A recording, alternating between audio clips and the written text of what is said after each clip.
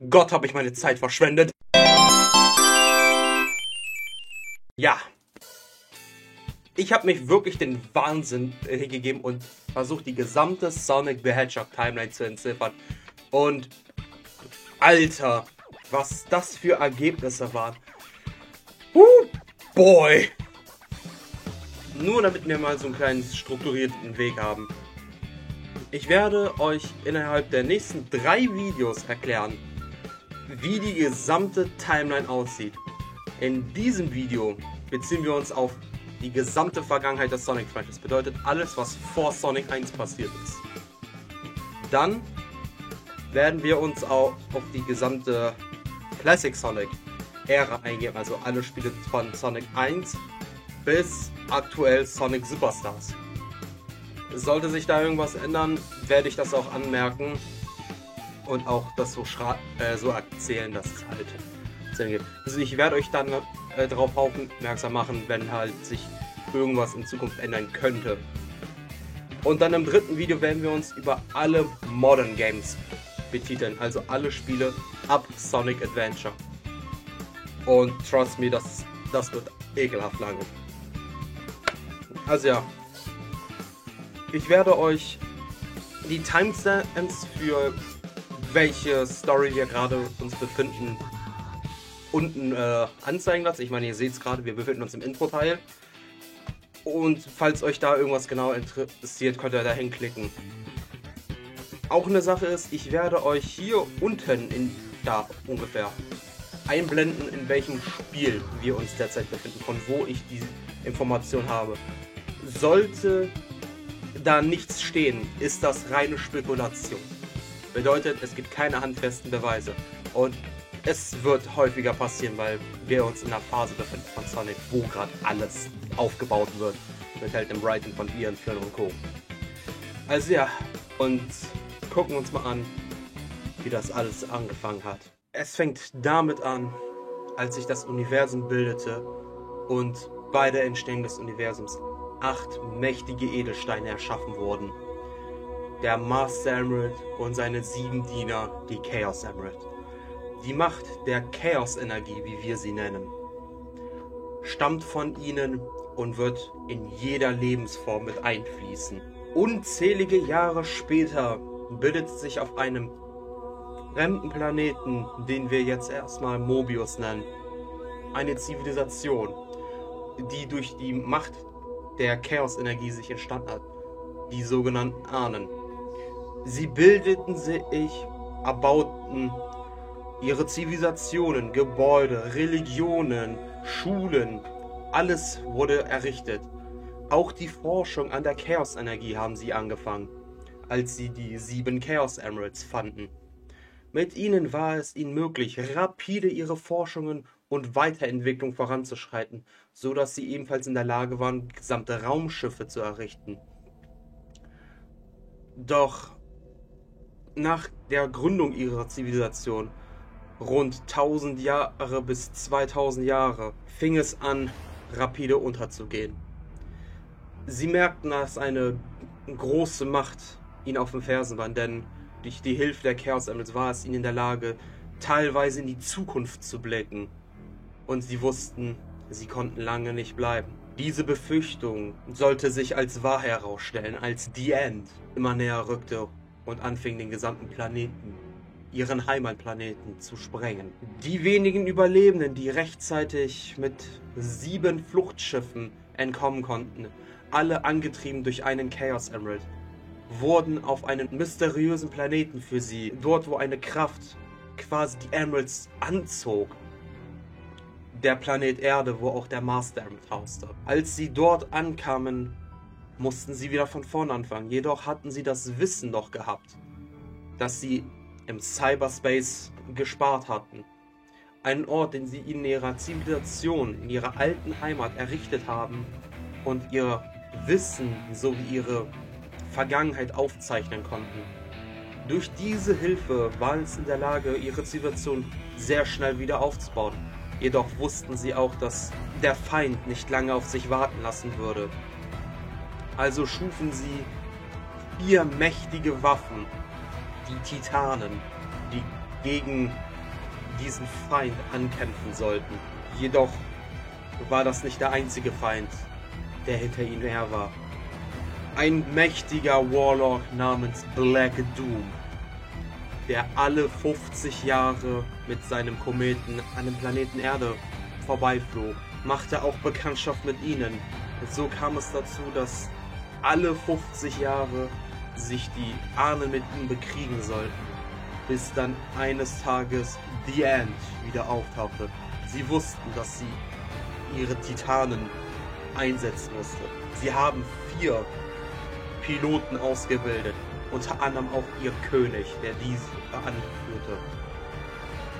Doch der Kampf konnte leider nicht gewonnen werden. Sie schafften ihn aber zu versiegeln und mussten ihren König zusammen mit The End in den Cyberspace verbannen.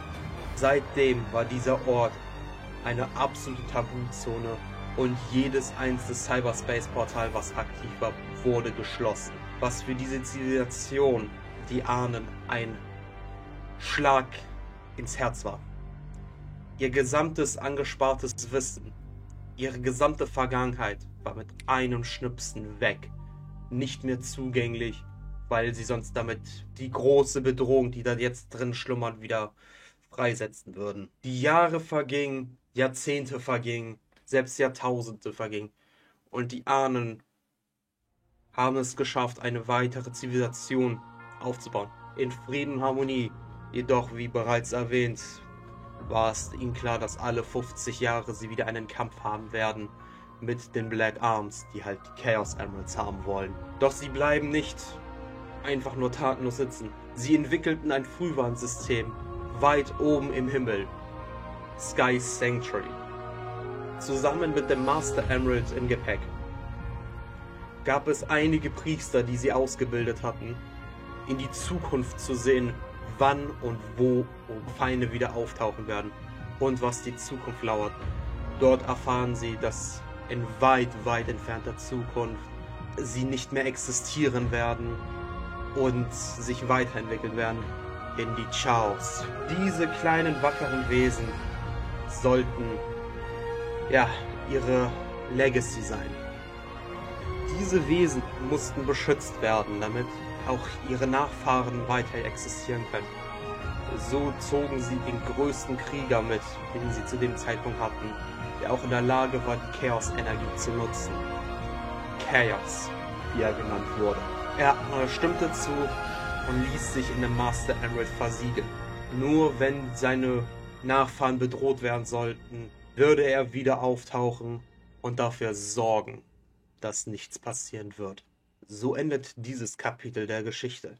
Doch eine Sache, die ich euch noch nicht erzählt habe, war, dass das nicht das Einzige war, was sie in der Zukunft sahen.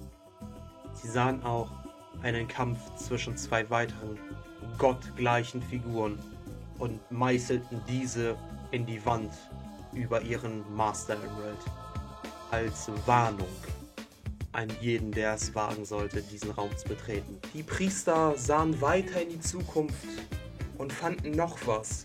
2 weitere Göttlichkeiten, die eine bekannte in goldenem Schimmer und eine in lila, weitaus größer als die goldene. Sie errichteten darauf 7 gewaltige Tempeln, die zusammen zu einem kolossalen Giganten wurden. So ähnlich aufgebaut wie ihre Titanen von damals. Sie versteckten die 7 einzelnen Teile, die man braucht, und schlossen diese weg. Nur mit einem Chaos Emerald möglich, wieder zu erwecken. Sie schrieben alles in das Gaia-Manuskript auf, welches sie dann beilegten bei einem der Tempel, so dass sollte Hilfe gesucht werden, diese da war. Wie angekündigt war, 50 Jahre später kommt der Black Comet wieder. Ein Kampf wie alle 50 Jahren, den sich Black Doom natürlich wie immer vorbereitet hatte. Doch irgendwann war es ihm nicht mehr möglich, die Chaos Emeralds aufzuspüren. Seine Feinde waren auch nicht mehr existent. Das war der Zeitpunkt, wo er angefangen hatte, seine Waffen zu platzieren. Er platzierte immer mal wieder ein paar kleinere Waffen. Doch Dies genügte von der Zeit, die er hatte, nicht aus. Also kam er alle 50 Jahre wieder, um sein Arsenal dort neu aufzubauen. Dies war auch der Zeitpunkt, an dem die Echidna herrschten, sowie die Sungazer. Eine Zeit, wo ein Kriegervolk die Macht der Emeralds nutzten, die sie fanden, sowie den Master Emerald, und sich schworen, diese zu schützen. Jedoch nicht immer. Genau einer ihrer Anführer namens Pachacamac wollte die Emeralds für den Krieg nutzen. Er wollte sein Reich erweitern, immer wachsen und mehr Macht haben. So eignete es sich, wie es kommen musste, und Chaos wurde das erste Mal befreit, nach Zehntausenden von Jahren. Und das war der Anfang des Endes. Als Chaos diese Macht nutzte, der Chaos Emerald, um sich in Perfect Chaos zu verwandeln. Die erste aufgezeichnete Art der Superform, wenn man es so will. Dort sah man, wie er alles zerstörte, und Historiker diese Zeit das Jahr Null nannten. Die Apokalypse, die den gesamten Planeten teils zerstört. Und so kommen wir zu unserer Zeitrechnung nach der Chaos-Katastrophe. 1000 Jahre später kam Black Doom mal wieder zurück, wie alle 50 Jahre auch. Doch dieses Mal machte er keine kleinen Vorbereitungen mehr. Er fing an, gesamte Flaggschiffe, gesamte Flotten zu platzieren, die er in Graphic Canyon versteckte. Er hat sie so errichtet, dass sie perfekt mit der Umgebung untergehen, so dass es erst gar nicht auffiel. Jeder, der diesen Ort besuchte, dachte, nun, es sah einfach nur alte Tempel mit antiker Technologie. Doch sie wussten nicht, wie sie diese Technologie erwecken sollte. Dafür hatte Black Doom gesorgt. Denn er war nicht dumm. Er war ein kluger Strateg. Und so zog er dann auch wieder nur einige Tage später weg und kam wie immer alle 50 Jahre wieder.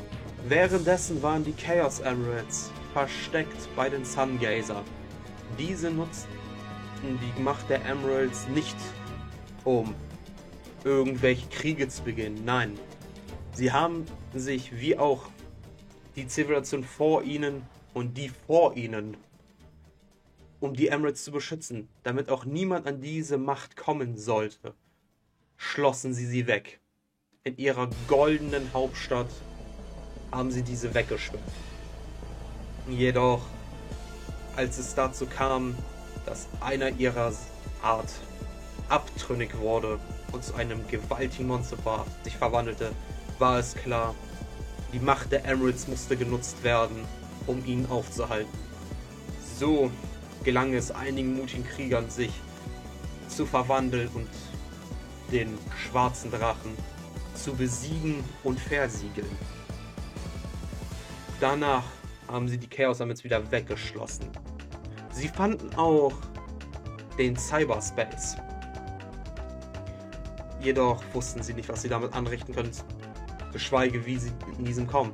Sie wussten nur, dass es Portale gibt, und durch einige Relikte fanden sie auch heraus, dass es mehr geben sollte.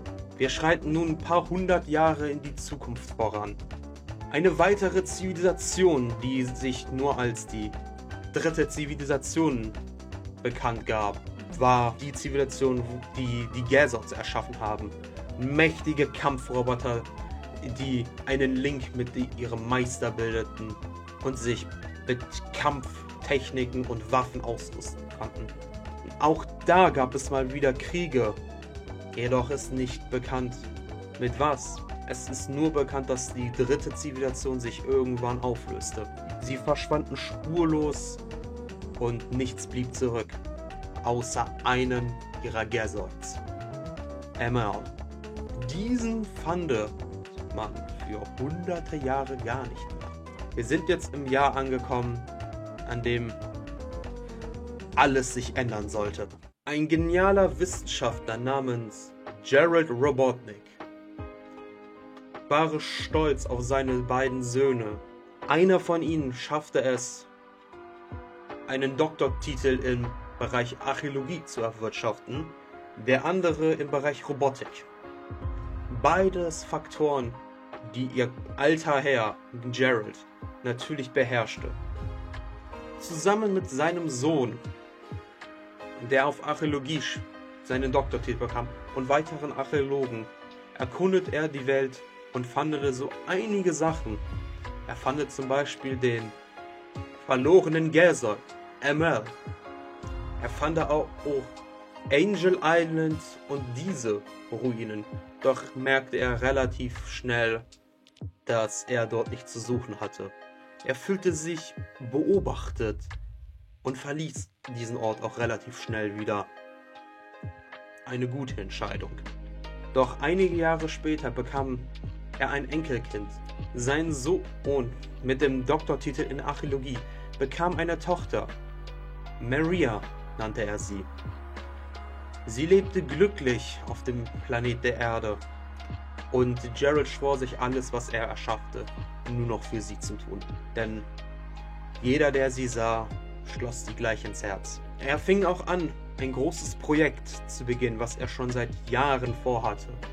Eine Raumkolonie zu erschaffen, die ungehindert an der Lebensqualität der Menschheit forschen sollte, dass diese besser wird. Heilmittel gegen sämtliche Krankheiten und auch längeres Leben ermöglichen sollte. Doch es gab ein Problem der Finanzierung. Gerald war nicht in der Lage, dieses Mammutprojekt zu stemmen. Also fragt er mehrere Regierungen an, die diese mitfinanzieren wollte. Und die United Nations stimmte zu. Sie finanzierten dieses Mammutprojekt und wie der Zufall es so wollte, hatten sie auch den perfekten Ort, um diese zu erbauen. Der Asteroidplanet, der die Erde mit zusammen dem Mond umkreiste, sollte als Basis dienen. Über die nächsten Jahre wurde dieser ausgehöhlt und die Space Colony Ark errichtet.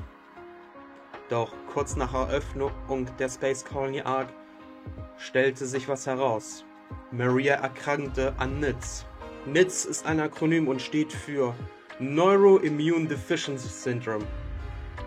Eine Krankheit, die das neurale Netzwerk angreifte und ihr Immunsystem lahmlegte, so dass sie halt anfälliger für sämtliche Krankheiten wurde. Ohne stetige Behandlung ist die Fatalität zu hoch. Es ist eigentlich schon garantiert, dass jeder, der erkrankt, sofort dran sterben wird, wenn diese nicht unter ständiger medizinischen Beobachtung stand. Gerald schlug seinem Sohn vor und seiner Familie, Maria mit auf die Space Colony zu nehmen, um dort nach einem Heilmittel für sie zu forschen.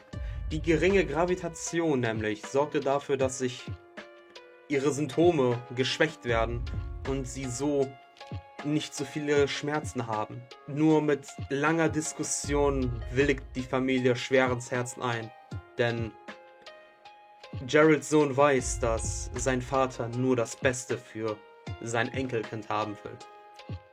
Daraufhin flogen sie zusammen auf die Space Colony Ark. Dort beging sofort auch die Forschung nach einem Heilmittel gegen Marias Krankheit. Sie schworen sich, dass das einer ihrer Hauptfokus sein soll, wenn nicht sogar der Hauptfokus ihrer Forschungszwecke. Doch eines Tages kam eine sehr schmerzhafte Nachricht der Regierung. Die Regierung wollte Waffen haben für den Kampf gegen den Terrorismus. Gerald war absolut davon nicht überzeugt. Er stritt erstens ab, doch die Regierung drohte, dass sollte er ihm nicht Waffen geben, dass er keine finanziellen Unterstützung mehr bekommen würde von ihnen. Was ein großes Problem herrschen sollte. Quasi dazu gezwungen, willigte Gerald ein, Waffen zu bauen. So baute er der Regierung Waffen, auch wenn er diese nicht wollte. Denn er weiß, dass seine Erschaffungen dafür sorgen wird, dass Menschen sterben will. Genau die Menschen, die er eigentlich beschützen wollte.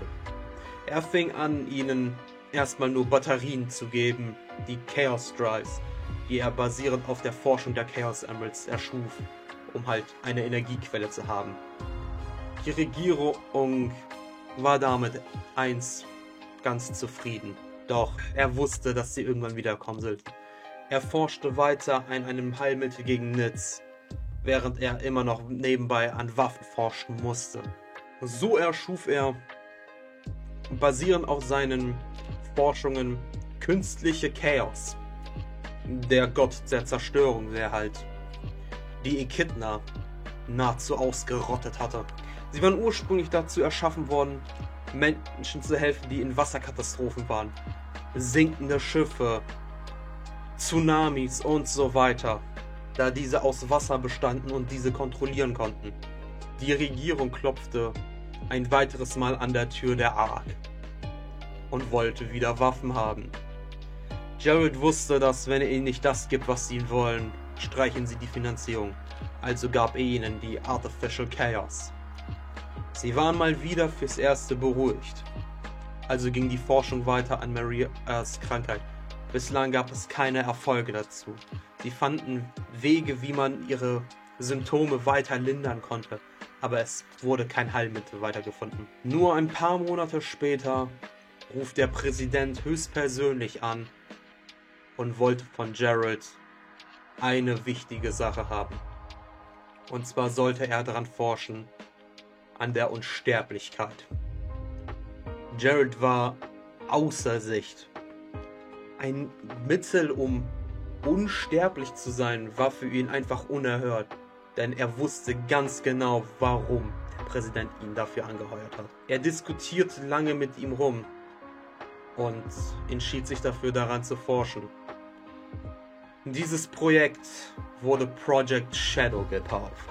Sie fingen an einem Mittel für die Unsterblichkeit zu forschen. Es gab auch Versuchskaninchen. Naja, oder sollte ich eher sagen Versuchssalamander? Denn das Haustier von Maria wurde als dieses genutzt. Denn Salamander standen dafür, dass sie halt ihre Körperteile wiederherstellen konnte, quasi, beziehungsweise ihren Schwanz. Sie forschten daran, wie man dieses umleiten konnte und schafften es. Eigentlich ein Durchbruch nach so vielen Monaten. Sie schufen den Prototypen der ultimativen Lebensform. Der Biolizard, wie sie ihn tauften. Er wurde eines Tages durch die Chaos-Energie, mit der er an Leben erhalten wurde, rapide anfing zu wachsen und nicht mehr in der Lage war, kontrolliert zu werden. Sie tuten das, was sie für richtig erahnten, und sperrten diesen weg mit einem Gerät, was dafür sorgen sollte, dass er weiter am Leben bleibt, weil sie wollten ihn jetzt nicht töten. Es war der Durchbruch. Sie hatten einen Weg gefunden gehabt für etwas, was scheinbar unmöglich hielt. Aber sie konnten dieses Forschungsergebnis nicht umbringen. So schlossen sie diesen in den Keller der Space Colony Ark. Dort, wo ein Replikat des Master Emerald Shrines startet, den Geralt durch seine Nachforschung auf Angel Island rekonstruiert hatte. Doch die Regierung klopfte mal wieder an und wollte wieder Waffen haben. So wie jedes Mal, als sie anklopften. Aber Geralt hatte nichts gehabt, was sie ihm geben konnte. Bis er sich erinnerte, doch, er hat einen Gerzold. Dieser Gerzold wurde in der Vergangenheit erforscht und trainiert, sodass der Link zwischen ihm und Geralt entstanden ist. Er überreichte diesen der Gun, doch das sollte sich als großer Fehler in der Zukunft herausstellen. Verzweifelt war Geralt, als er dann den Black Comet in den Sinn kam. Ein Phänomen, was alle 50 Jahre den Planeten umkreisten, wie wir inzwischen wissen. Und er wusste auch, dass er eine Alien-Rasse war. Er nahm Kontakt mit dieser auf und machte einen Deal mit dem Teufel. Black Doom half Geralt dabei, die ultimative Lebensform zu erschaffen, als er ihm die Macht des Chaos Control zeigte. Doch Geralt wusste, genau warum Black Doom ihm half. Nicht, weil er ein netter Kerl ist, um die Menschheit zu retten. Nein, er wollte ihn den perfekten Krieger haben für seine Armee. Geralt schlug den Deal ein, denn sein Enkelkind war das Wichtigste für ihn. Dass sie wieder gesund war, war oberste Priorität. So erschufen Black Doom zusammen mit Geralt die ultimative Lebensform. Sie forschten mit dem Blut von Black Doom, erschaffen sie, mixten die nötigen Proteine zusammen und haben es geschafft. Black Doom musste jedoch wieder abreisen, denn sein Komet verließ die Umlaufbahn der Erde. Doch er meldete sich 50 Jahre später, denn der Deal besagte, dass Black Doom Geralt zwar helfen sollte, doch Shadow 50 Jahre später dafür sorgen sollte, dass er die Chaos Emeralds bekommt. Jeder in der Space Colony Arc, alle Forscher wurden dazu verpflichtet, kein Wort über die Black Arms oder Black Doom zu verraten. Denn Geralt wusste, sollte das ans Licht kommen, wären alle finanziellen Unterstützung sofort gestrichen und es war unmöglich, an einem Heilmittel für Maria zu forschen. Die Regierung klopfte mal wieder an. Der Geralt war ihnen nicht mehr genug. Sie wollten was Größeres, was Mächtigeres, eine ultimative Waffe haben. Genervt wie Geralt war von der Regierung, sagte er: Ihr wollt eine Waffe? Die könnt ihr haben. Ich werde euch die ultimative Waffe errichten. So schuf er die Eclipse Cannon. Eine Waffe, die so stark ist, den gesamten Planeten zu zerstören. Jedoch wird die Regierung diesen niemals einsetzen, weil sie den gesamten Planeten mit vernichten würde. Denn wieso sollten die was vernichten, über was sie regieren wollen? Es würde keinen Sinn ergeben. Doch das war nicht der einzige Grund, warum Geralt die Eclipse Cannon baute. Der Hauptgrund, warum er diese errichtete, war es, um die Black Arms auszulöschen. Er machte einen Deal mit dem Teufel, wie bereits erwähnte. Er fing einen Kampf an für Shadow, den er gar nicht wollte. Also baute er diese Waffe für Shadow, um die Black Arms in 50 Jahren aufzuhalten. Es war Zeit, dass Shadow geboren wird. Er erwachte aus seinem Schlaf und fing an, auf der Ark zu leben. Er freundete sich mit Maria an. Die wurden quasi sowas wie Geschwister füreinander. Doch es sollte kommen, wie es kommen sollte. Eines Tages, als Shadow und Maria durch die Ark laufen und Maria Shadow unbedingt was zeigen wollte, passierte es und der Geralt, den Gunn hatte, Griff war. Die Gunn stürmte die Ark zusammen mit dem Geralt, der Professor Geralt überfiel. Shadow eilte sofort rüber und besiegte den Geralt. Merle war bezwungen. Jedoch war das gerade nur der Anfang. Die Gunn stürmte vor, nahm sämtliche Forscher fest. Die sich wehrten, wurden einfach eiskalt erschossen. Alle Forschungsergebnisse, jedes Dokument wurde vernichtet. Es sollte keine Spuren mehr geben. Shadow und Maria flüchteten, soweit es ging. Wo Geralt war? Nun, er war einer der, ich sag's mal, Glücklichen, die festgenommen wurden und zurück zur Erde geschaffen war. Denn er war nicht da, als das alles passierte. Doch es kam, wie es kommen musste. Auf der Brücke zu den Rettungskapseln fiel der Schuss. Maria wurde mitten durchs Herz erschossen. Mit der letzten Kraft, die sie noch hatte, flüchten sie in eine Rettungskapsel. Doch sie schickte nur Shadow auf die Erde zurück, mit dem Wunsch, dass Shadow den Planeten beschützen sollte, den sie so sehr liebte. Shadow wollte es nicht. Er wollte diese Raumstation nicht ohne sie verlassen, doch er hatte keine Wahl. Bevor er irgendwas machen konnte, war er schon auf dem Weg nach unten auf den Planeten. Project Shadow war ein Erfolg in einem Misserfolg. Ungefähr zur selben Zeit wurde ein weiteres Kind geboren in der Robotnik-Familie. Sein Name war Ivo Robotnik und soll in der Zukunft ein großes Problem noch werden. Er machte seinen Abschluss und seinen Doktortitel im Bereich Robotik, so wie sein Vater einst tat.